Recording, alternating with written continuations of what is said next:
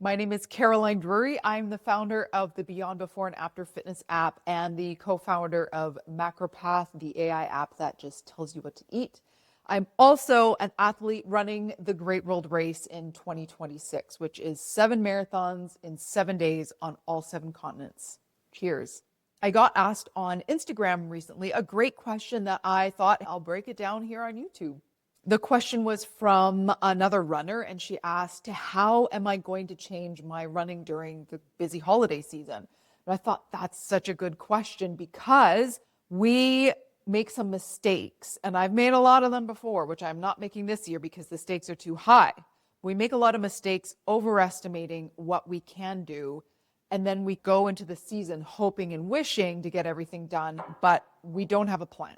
So now that I'm so deep into my fitness journey and I have become very good at managing big goals, big fitness goals, big business goals, because I've learned to manage capacity. One of the most important things that has shifted in my brain over the past 5-6 years of this journey that I've been on is that I just surrendered, is the best word, to the fact that busy seasons are not the exception. They're the rule. If we are an adult in the modern world, we have busy lives that are often at almost max capacity.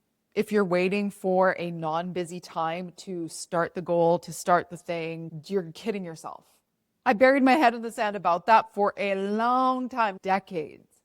So the truth I want to share with you today is that progress isn't protected by intensity.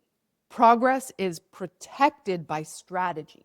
Big reasons why people fail during busy times, which is basically life, overestimating what you can do, all or nothing thinking, the belief that you have less time, so there's no point. Most people lose progress or give up during the busy times, not because of a lack of intelligence or effort or willpower or discipline. It's a lack of strategy. There are predictable seasons of busyness. We're getting into the holiday season, new school year, vacation seasons, travel, if you've got kids' activities, if you've got parents needing extra help. Busy seasons repeat.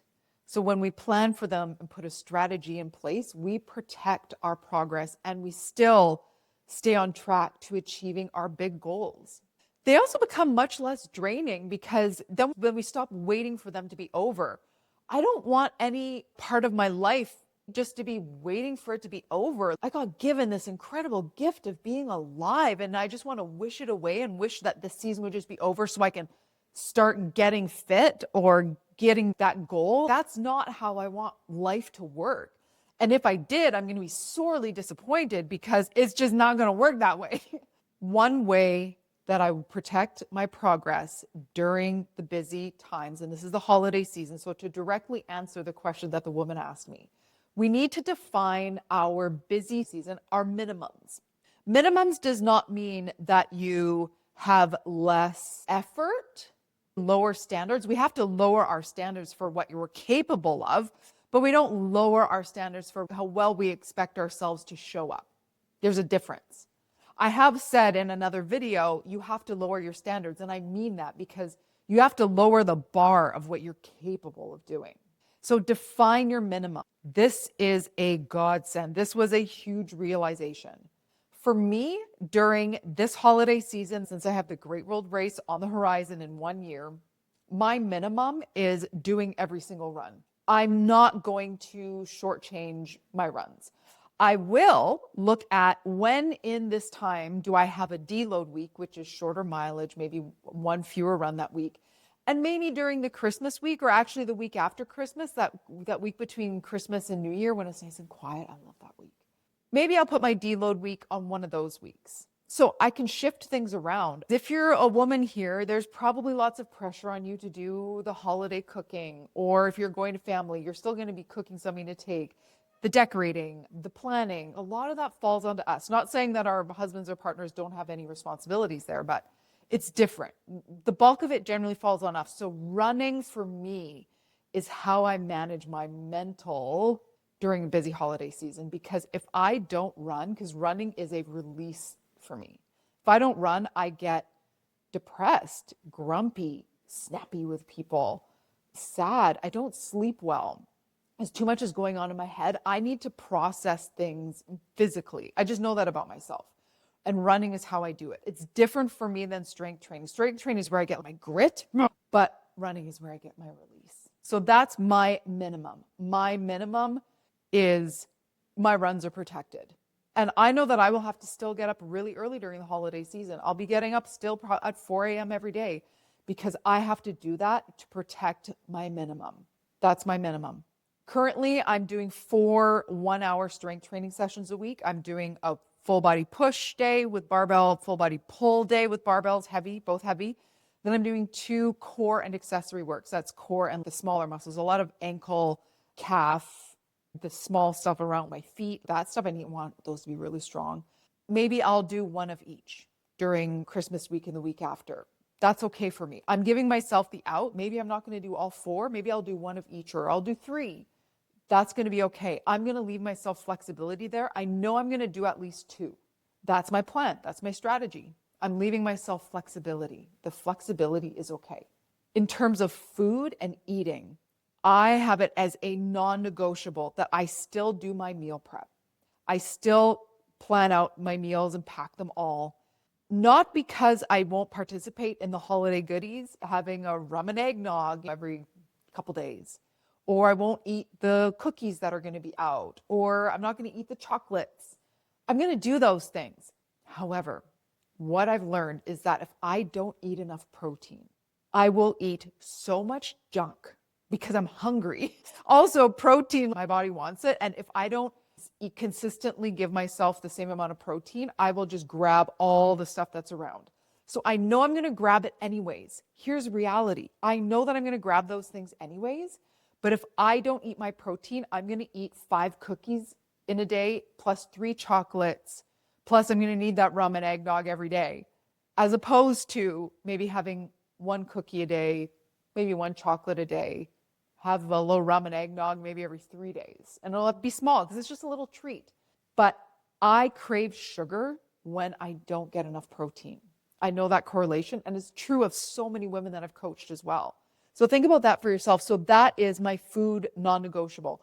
I still do my meal prep, and I always generally eat all my same meals and just have a few little extra snacks. Some women in my app and some women that I've coached, they make it their food minimum to just have protein staples in the fridge. So they'll have some shredded beef, they'll have some ground beef, they'll have chicken breast grilled. They will always have egg whites and Greek yogurt and those things in the fridge. So define your food minimum. For most people, I urge them just to focus on protein. Okay, focus on protein, and you'll eat a lot less of the junk food later. Hydration is super important during this time of year because when I don't stay hydrated, I mistake thirst for hunger because my schedule gets thrown. So I really make it before I go to bed. I really always have my water bottles filled up because I know that I need to stay hydrated. So before I go to bed, I have the water bottles filled up for the next day because I don't want to mistake my thirst for hunger. I still always get out for a walk every day. Sometimes it's 20 minutes, sometimes it's an hour. My father-in-law really loves to walk. Sometimes we'll get out for a walk together. For the fresh air is so important. Gets us out of the house, being cooped up all together. And so sometimes I go solo and need a little alone time, or sometimes it's to spend time with my father-in-law or my husband or my stepkids. I've had some of the best talks with my father-in-law on our walks. It's been really, really beautiful. So that's another minimum. I do those when I can, but the real defined minimums are for me in training for the Great World Race in this holiday season. And I want you to think about these for yourself. My one non-negotiable, all my runs get done for my mental health, and also because the stakes are too high if I let those. Strength training, I give myself flexibility. Minimum 2 sessions per week during the holiday season. If I can do 3 or 4, amazing. Minimum 2. Food, focus on protein. When I focus on protein, I have much less cravings for sugar and I eat a lot less junk. Doesn't mean I won't eat any of it. Oh, I'm going to, and I'm not mad at it. I don't hide it, not denying it, but I eat a lot less of it. Hydration, stay committed to hydrating so that we don't confuse thirst with hunger. And then get some sunshine. Again, I'm not rigid about that, but I try to at least walk to the mailbox every day. So again, sometimes the walks are longer. So that's how I protect my progress and my training during the busy time. Define your minimums. Define your minimums.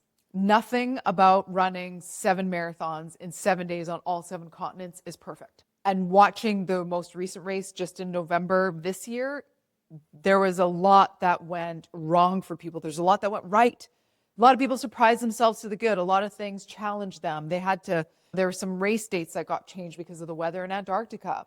Nothing about it is perfect. So training for something or going after a big goal does not require perfection, but it requires consistency even in the busy times, because I said at the beginning of this video, the busy times are the norm, not the exception. I hope this was helpful. If you have any other questions about my training for the Great World Race, how I'm training, nutrition, supplements, strength training, I'm covering a lot of that in a lot of videos, but I could talk about this stuff all day because that's why I'm here. I'm here to dissect this stuff, and whatever I learn, I'm trying to share it with all of you because I know you are all on a journey yourself. And I love learning from other people's mistakes. My goodness, I've made so many mistakes, and I'm trying to communicate as clearly as I can how I got over those, because I'm not trying to show that I'm perfect. Oh my gosh, could not be farther from it. I've just figured some stuff out that I think can help you. And if there's anything you're struggling with, please, I love life hacking. I love macro hacking. I love recipe hacking. I love running hacking, whatever. I just help. So if I can be helpful in some way, hit me up. Until next time, I'll be here sitting, drinking my tea. Have an amazing day, everyone.